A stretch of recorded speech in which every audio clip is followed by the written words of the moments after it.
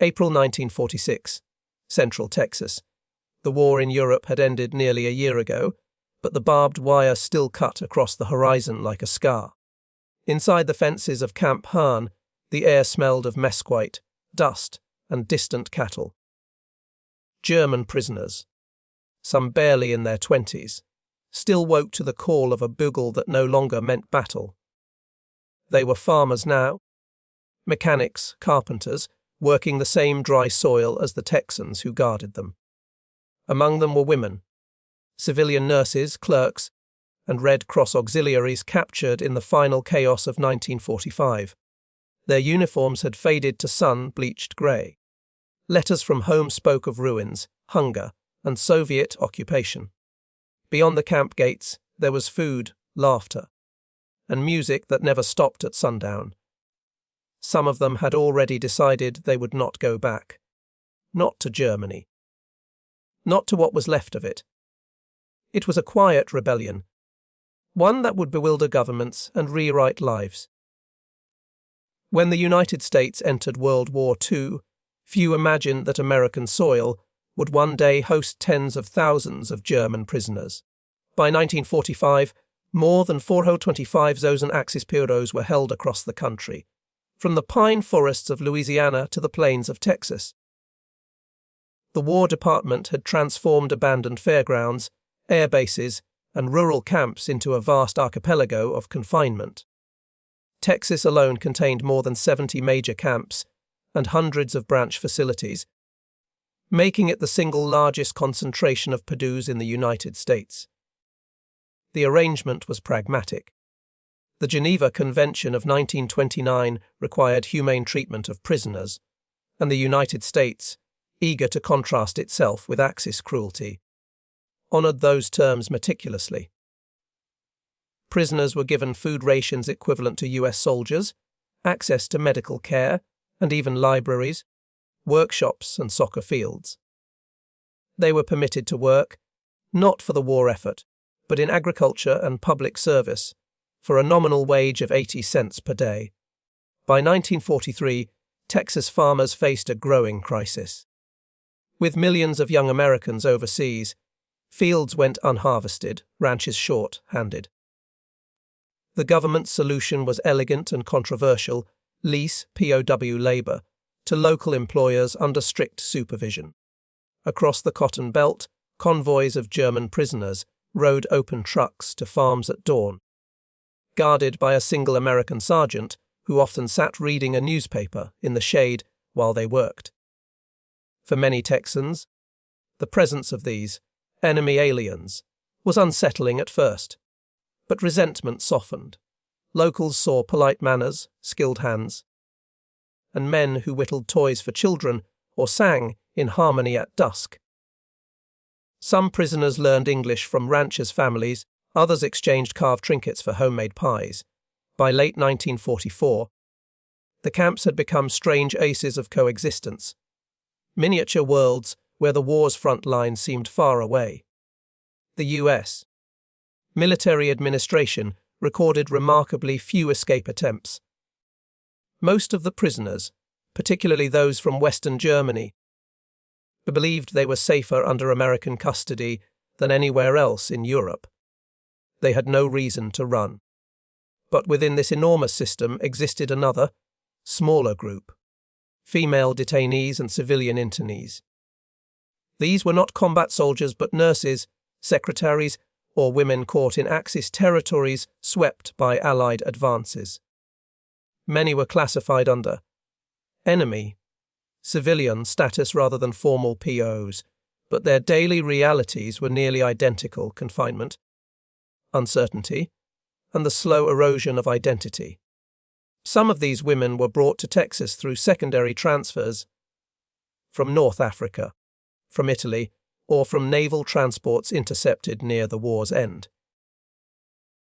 Records from facilities like Seagerville Federal Reformatory, near Dallas, show interned German women sharing quarters with Japanese and Italian civilians, all awaiting determination of status. In total, several thousand German women passed through such camps between 1942 and 1946, though precise numbers remain debated.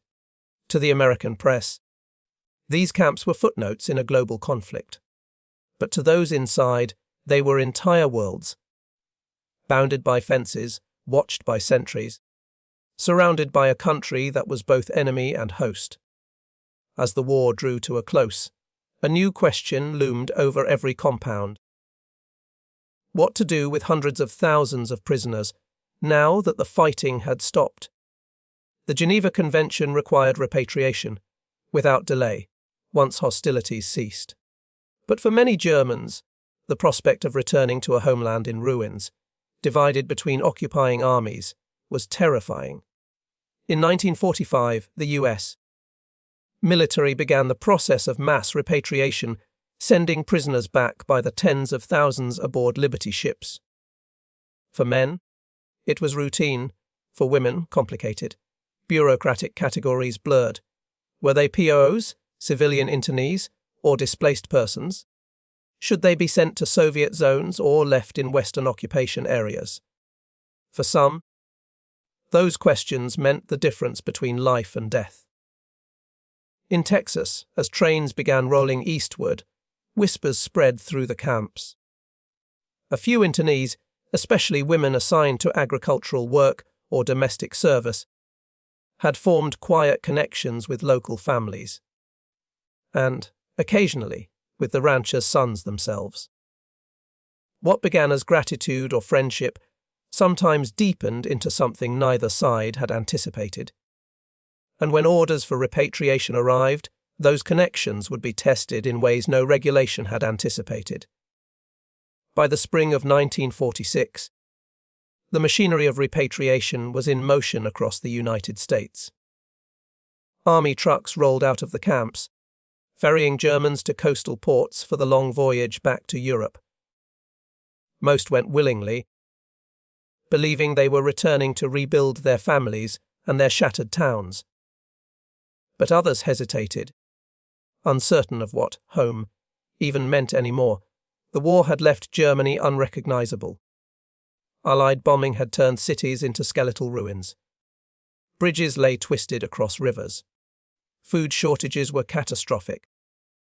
Reports filtered into the camps through the Red Cross. Letters from relatives describing cold winters, Soviet retribution in the east, and occupation tribunals sweeping through the west.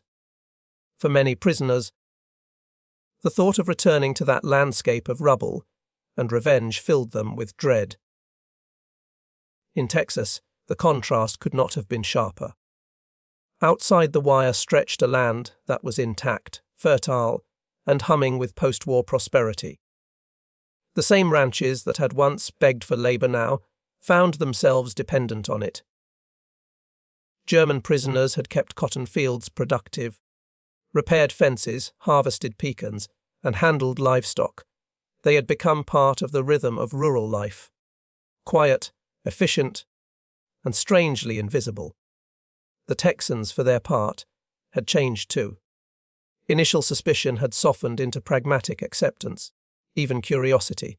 In towns like Hearne, Mexia, and Hereford, residents began to see the prisoners less as enemies and more as men and women caught by circumstance. Local newspapers occasionally ran human, interest stories about model prisoners, who played Mozart on makeshift violins or painted murals on canteen walls. By the end of 1945, with the fighting over, US authorities faced a dilemma. The Geneva Convention mandated repatriation, but labor shortages and local goodwill made the camps valuable. At the same time, the State Department worried about international optics. Keeping Germans on American soil too long could invite criticism from Britain or the Soviet Union, both eager to claim reparations in labor. Still, bureaucratic inertia slowed everything. Paperwork lagged behind policy. Ships were scarce, weather unpredictable, and European ports in chaos. In that uncertainty, months stretched into years for some. Camp commanders, eager to maintain discipline, encouraged work programs and recreation to fill the void. It was in those months, between official peace and practical repatriation that the most unexpected transformations began. For female internees, particularly those housed at Sagerville and Fort Oglethorpe before transfer to branch camps, life had settled into a strange normality. They organized classes in English, nursing, and home economics. They attended church services, corresponded with pen pals, and sewed uniforms for local hospitals. The proximity to civilian America blurred the boundaries of captivity. Guards were often middle-aged reservists, relationships, though forbidden, quietly developed. The image of German women behind barbed wire drew little attention compared to the vast numbers of male POWs. Yet these women experienced captivity differently. Many had been uprooted from roles as nurses or clerks in military hospitals, suddenly reclassified as prisoners of an enemy thousands of miles from home. Unlike male POWs, they lacked barracks camaraderie and were often placed in mixed administrative camps. The American South, with its hospitality and open landscapes, became both a prison and a refuge. When word arrived that they would soon be sent back to an obliterated Germany, a place without certainty, some began to plead for permission to stay. Others sought it through marriage, the only legal means to remain. Under U.S. immigration law, a foreign national married to an American citizen could apply for permanent residency. And in the ranchlands of Texas, far from Washington's bureaucracy, that law became a bridge between worlds. Local pastors, sympathetic judges, and occasionally army chaplains found themselves officiating weddings that only months earlier would have seemed unthinkable. Former German internees marrying Texan farmers, ranch hands or small town laborers. To the War Department, it was an administrative nuisance. To the people involved, it was survival and love. Fragile and defiant in a time when the world had stopped believing in either. The stage was set for a series of quiet confrontations between law and emotion, policy and humanity, duty and desire. And within that tension, the story of the women who refused to return to Germany would fully unfold. Life behind the fences had long since lost its wartime urgency. By 1946, the camps were small, self-contained towns, disciplined yet domestic. Inside the barracks, German prisoners carved furniture from scrap wood, built small gardens, and even staged plays. The women among them were few but noticeable. Nurses, secretaries, translators, all swept up by circumstance rather than ideology. To the Texans who worked nearby, they were an anomaly polite, reserved, efficient. Some of the women had studied English before the war. Others picked it up quickly from their American supervisors. They called the guards Seer, handed over reports neatly written in cursive script, and kept their uniforms immaculate even when the Texas sun made the air shimmer with heat. They did not resemble the enemy the propaganda posters had promised. When work assignments expanded beyond the camp, supervised crews of internees were sent to ranches and hospitals under strict army regulation. In these spaces, the first human connections began. Quiet exchanges of words, glances, gestures that bridged a cultural gulf wider than the Atlantic. A few ranch families, short on help and surrounded by endless miles of open range, offered kindness in small, unspoken ways. A slice of homemade bread, a seat at the porch table after work, a ride back to camp in a pickup instead of a truck bed. For the women who had lost everything. Their families, their homes, even their nationality. Those gestures carried weight. Many had been told Germany was no longer a country, but a ruin divided into occupation zones. Some had no idea whether their parents or siblings were alive. Letters were censored, sometimes taking months to arrive, if they came at all. In that vacuum of belonging, The open landscapes of Texas offered something intoxicating: space, sunlight, and a sense of safety.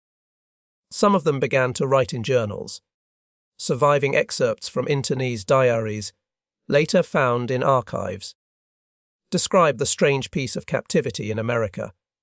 One entry from 1946 reads, "It is difficult to remember that we are prisoners. The people are kind. They bring us fruit.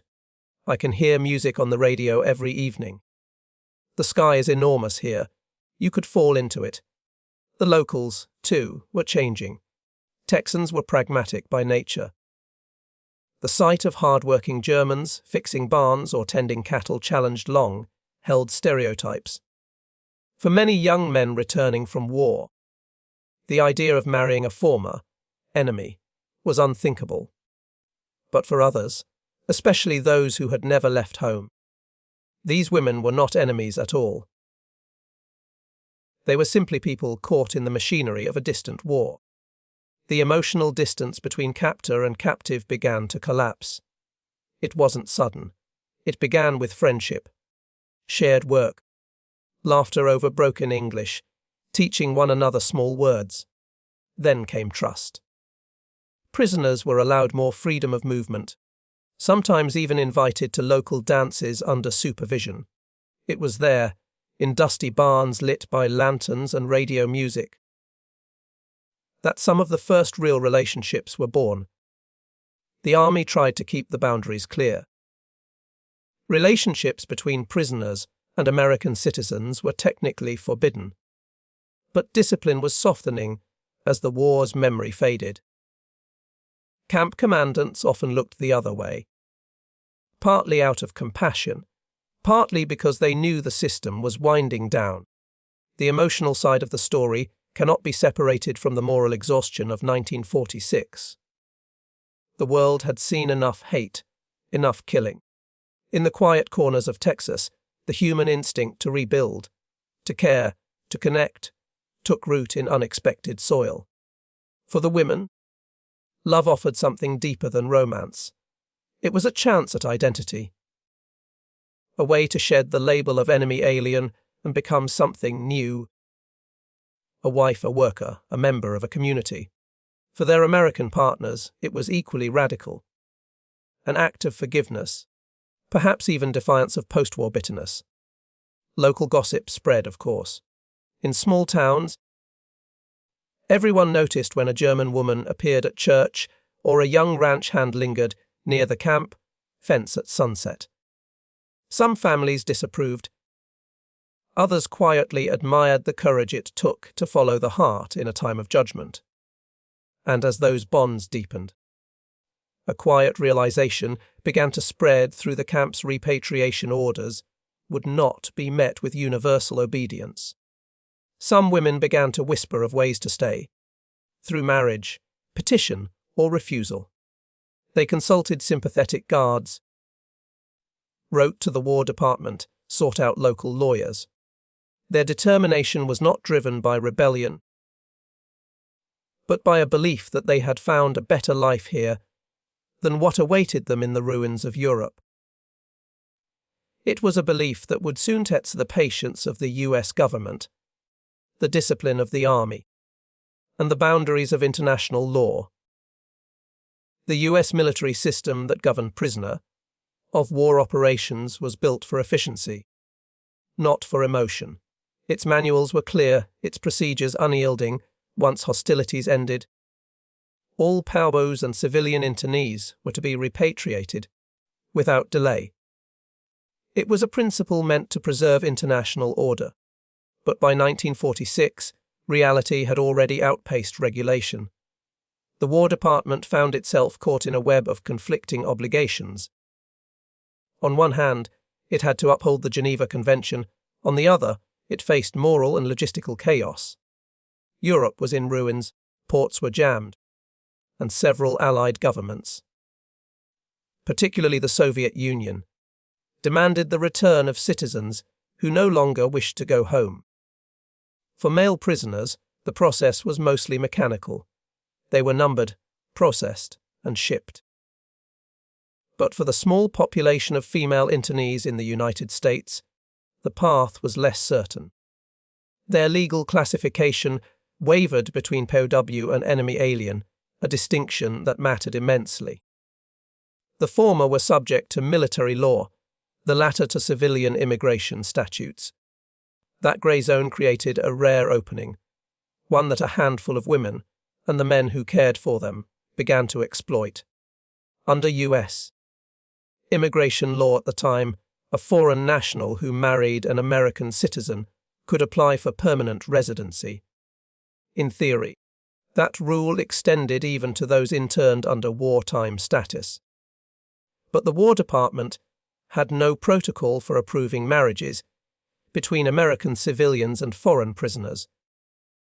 When the first petitions began to arrive at camp headquarters in Texas, they provoked bewilderment rather than outrage. Commanders wrote to Washington for instructions. Washington wrote back with silence. Meanwhile, local justice filled the vacuum. County clerks in Texas, guided more by practicality than ideology, began issuing marriage licenses to Germans under supervision, provided the American partner swore allegiance and the ceremony was performed outside military grounds. Some chaplains agreed, others refused. The moral debate was immediate. Church leaders questioned whether a true union could exist under conditions of captivity. Newspapers across the South published cautious editorials. The Dallas Morning News in mid-1946 described one such marriage as an odd but human outcome of war's contradictions. Another paper called it an act of mercy, not betrayal. Behind the moral language was a deeper question. What did victory mean if compassion was now seen as treason? For the army officers overseeing the camps, these unions represented a breach of discipline, but also a sign of something more profound, the soft erosion of wartime animosity. Reports from Camp Hearn and Fort Sam Houston described prisoners working with exceptional diligence. Guards requesting reassignment delays to remain near their assigned labor crews, and civilians petitioning Congress to allow selected Germans to remain. Washington's response was cautious. The office of the Provost Marshal General, overwhelmed by repatriation logistics, issued a blanket reminder in 1946. All prisoners of war, irrespective of circumstance, will be returned to the custody of their respective governments as soon as transportation permits.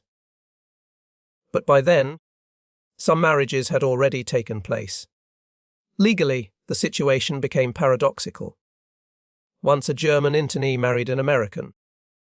She ceased to be a prisoner in the moral sense, but remained one in the bureaucratic sense. Some were released directly into the custody of their new husbands. Others were transported back to Europe anyway, only to re-enter the United States months later under immigration sponsorship. A few vanished into rural anonymity, their paperwork lost or quietly destroyed by sympathetic officials. These inconsistencies exposed the limits of wartime bureaucracy. No policy could anticipate love, nor the desperation that war leaves behind. To the American public, such stories began to trickle through gossip, not headlines. Local communities adjusted faster than Washington. Texans had always valued loyalty and hard work above pedigree, and many saw these women not as enemies, but as survivors who had proven themselves under pressure. The image of a German bride on horseback beside a rancher was startling, yet oddly fitting in a land that had always remade itself from outsiders. Morally, these marriages blurred every line the war had drawn. They asked difficult questions. Was compassion weakness? Was loyalty to peace less noble than loyalty to victory? Could forgiveness, in itself, be a patriotic act? For the women involved, the answers were intensely personal. They had endured captivity without cruelty, had found dignity in labor, and now sought belonging in a place that felt freer than home ever had. Their refusal to leave was not defiance of authority. It was an affirmation of life beyond ideology. By mid-1946, a quiet but unmistakable movement had taken shape. Repatriation orders were being ignored. Petitions for residency were filed in county courts. American officers were reporting unauthorized marriages to Washington. And across the Texas plains, the sound of wedding bells mingled with the fading echoes of war. When the first official repatriation ships left Galveston in late 1945, not everyone boarded. Among the lines of German prisoners waiting to be processed stood a few who quietly turned away, stepping out of the queue and back into the sunlit dust of Texas. Some claimed illness. Others said their paperwork had been lost. A few simply walked off the base one evening and didn't come back. The majority of the German POWs returned to Europe when ordered, but a small number, men and women alike, found reasons to remain. For the men, it was often a sense of belonging forged in labour.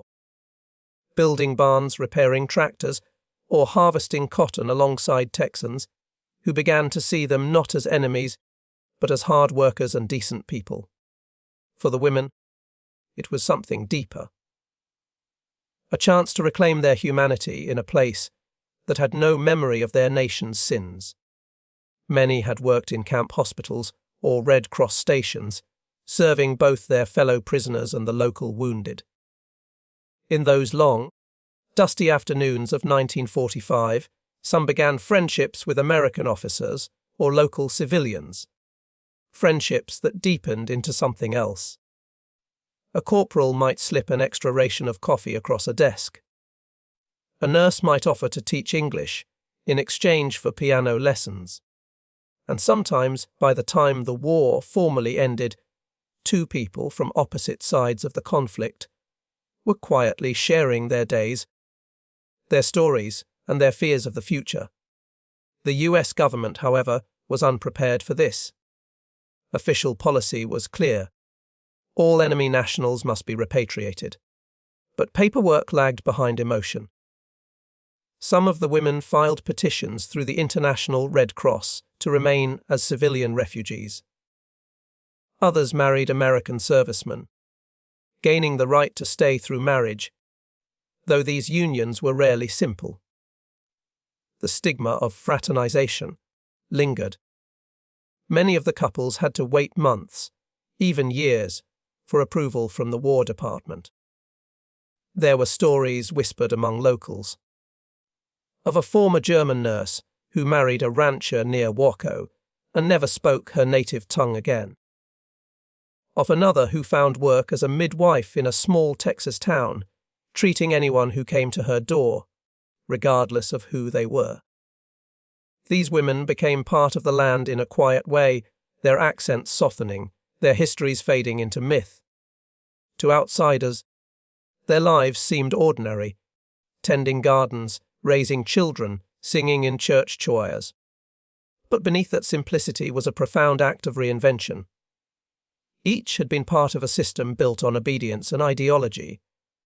In Texas, they learned something older and simpler: survival through kindness, dignity through work, and the right to forget. For some, staying came at a cost.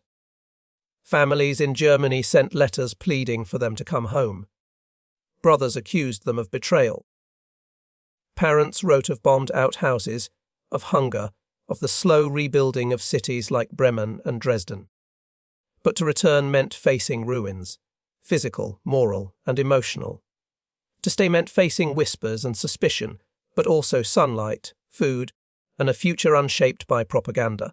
By 1947, the war camps were closing. The fences were dismantled, the watchtowers torn down. But in small pockets across the state, traces of the prisoners remained. Carvings on trees, initials etched into barn beams, and the faint echo of German songs sung to the wind. Years later, historians would try to trace them, the women who had come as enemies and stayed as neighbours. Records were incomplete. Names altered through marriage. One researcher in the 1980s estimated that perhaps a few dozen remained permanently in Texas, their identities absorbed into local communities. Their children grew up with two heritages and one silence. Mothers who spoke English with a strange rhythm. Fathers who had once been guards or prisoners. In those homes, the war existed only in fragments. A photograph in a drawer, a medal hidden in a jewelry box.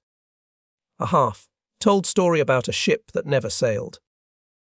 To understand them is to understand a larger truth about that era, that identity, once defined by flags and uniforms, could dissolve into something quieter and more human. They were not heroes or villains. They were survivors. People who had seen the worst of what nations could do, and chose, instead, to build something small and good. In a time when the world demanded sides, they simply chose to stay.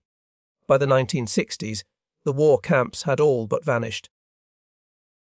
The wooden barracks had been dismantled for lumber, the wire fences repurposed for ranching, and the guard towers long since collapsed into the weeds. Yet in the small towns of Central and East Texas, stories about the Germans still lingered, half memory, half folklore.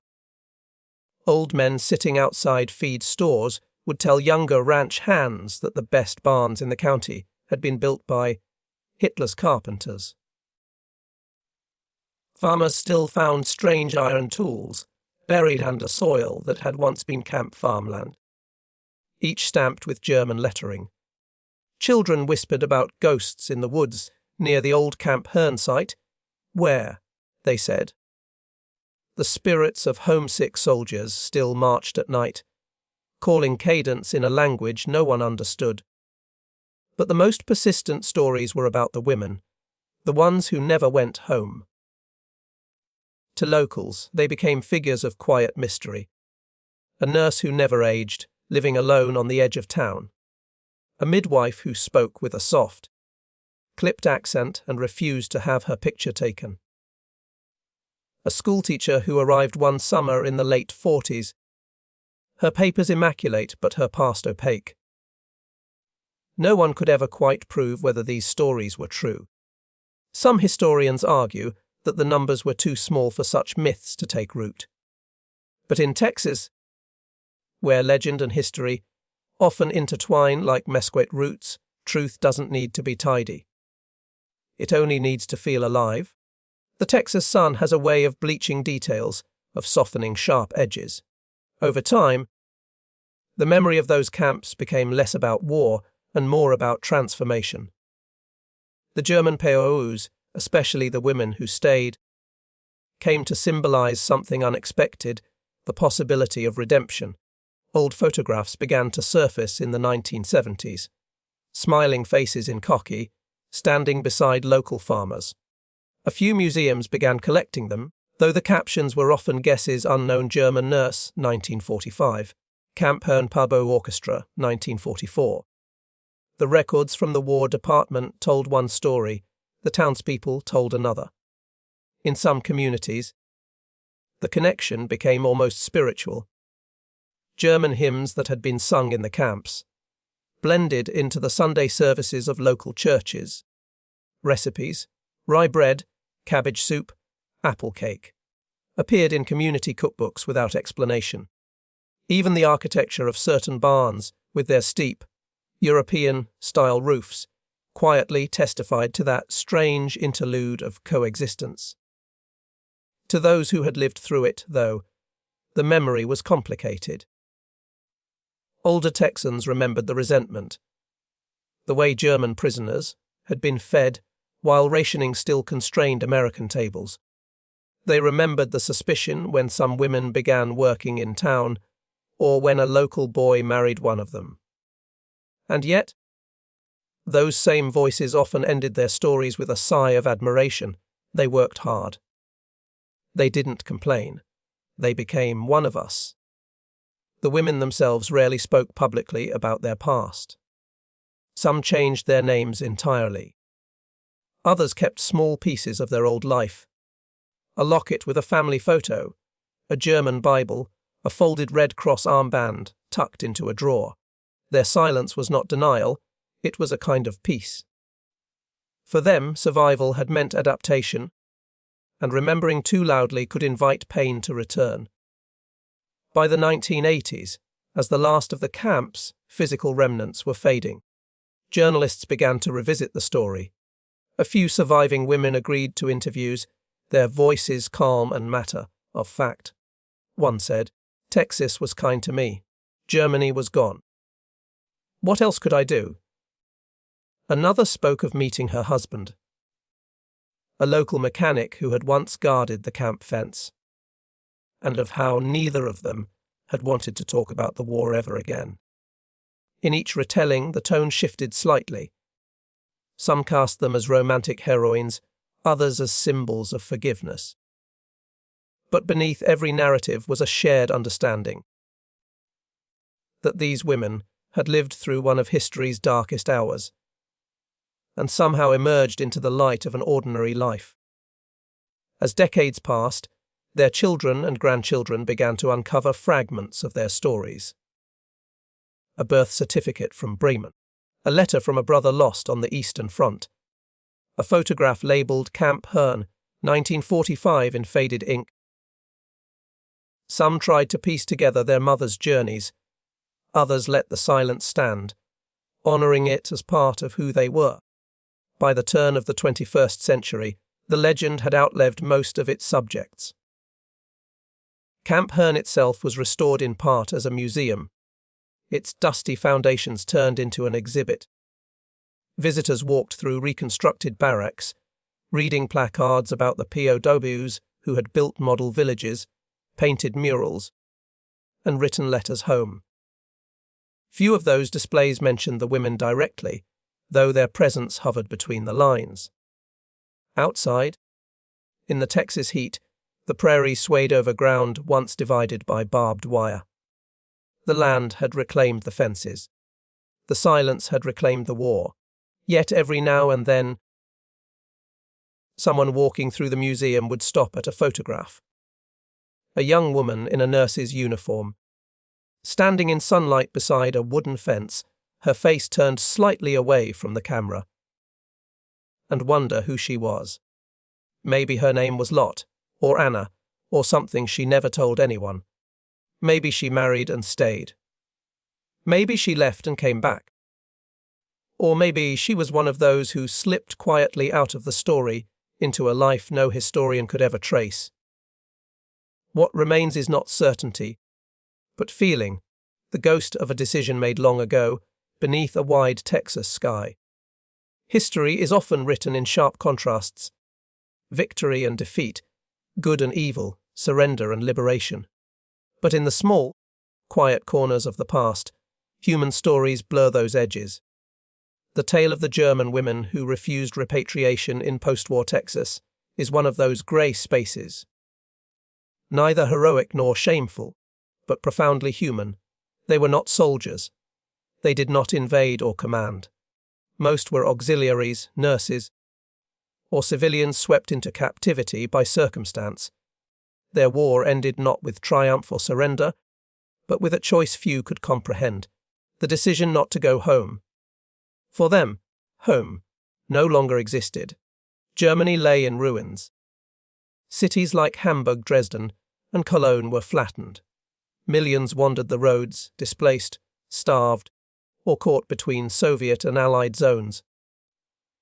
Letters came from family members who no longer had roofs over their heads or who feared the approaching Red Army more than they mourned the war's end. Texas, in contrast, offered something that Europe could not see: stability, food, sunlight, a landscape big enough to make a person feel small again, but in a comforting way, as if the land itself promised anonymity, forgiveness, and the possibility to begin anew. That's the quiet paradox at the heart of their story. Captivity, a condition meant to confine, became the path to freedom. What was once a fence to keep them in became a fence they no longer wished to cross. When historians today analyze the phenomenon, they often cite economic and logistical reasons, the chaos of repatriation, the bureaucratic failures of post-war Germany, the relative prosperity of the United States. But that doesn't fully explain the emotional undercurrent. Why so many spoke of Texas not as a station of exile, but as a home they chose? Perhaps it was because the war had stripped away illusions. In the camps under watchtowers and Texas sun, all pretense of ideology fell silent. They saw Americans not as enemies but as individuals. Farmers, soldiers, wives, just as ordinary and fragile as themselves. Shared labour built bridges faster than diplomacy ever could. And when peace came, it revealed something powerful, the human need to belong. These women, who had been told what to believe, where to serve, and when to obey, suddenly faced a blank page. Returning to Germany meant reliving the collapse. Staying in Texas meant rewriting identity. For a few hundred of them, that choice redefined what home could mean. In the decades since, scholars and locals alike have tried to trace the exact number of German women who remained. Some estimates speak of dozens, others of hundreds, hidden in marriage records and immigration files. But the true figure matters less than the symbolism. Their story became a quiet testament to the idea that war does not only destroy, it transforms. Amid all the grand strategies and shifting borders, it's these small human acts of endurance that reveal the soul of history. Standing on the open plains of central Texas today, one might find it hard to imagine that this peaceful land once held thousands of enemy prisoners. The wind that rustles through the grass no longer carries the sound of marching boots or distant bugles. Yet beneath the soil lies the imprint of an era when enemies tilled the same earth as allies, and when strangers chose to stay because the horizon here seemed wider than the ruins behind them. In that sense, the German women who married cowboys and ranchers, who built lives under borrowed skies, represent something much larger than themselves. They embody the unrecorded peace, the one that happens after the treaties are signed, when ordinary people begin stitching the world back together in their own quiet ways. Many of their descendants grew up unaware of the full story, hearing only fragments. That their grandmother had an accent she never quite lost, that she avoided questions about her youth, that she cooked differently from everyone else in town. For them, heritage became mystery, and mystery became identity. To look at their lives now is to see the war's afterimage, the point where history blurs into humanity. These women were both prisoners and pioneers, both victims of circumstance and agents of their own destiny. When they stood under that Texas sun and said they would not return, it wasn't defiance, it was rebirth. Their legacy reminds us that wars end in many ways. Some end with parades, some end in silence, and some end with a quiet vow whispered across foreign soil, I will stay. Under the same sky that once watched over barbed wire and guards, cattle now graze peacefully. The laughter of children drifts from porches built on the land where barracks once stood. Time has folded the pain into memory and memory into history. But if you listen closely on a still evening, when the prairie wind moves just right, you might hear the faint echo of a song once sung by those who came from across the sea. A song of homesickness that turned, in time, into belonging. It is there, in that echo, that their story truly lives.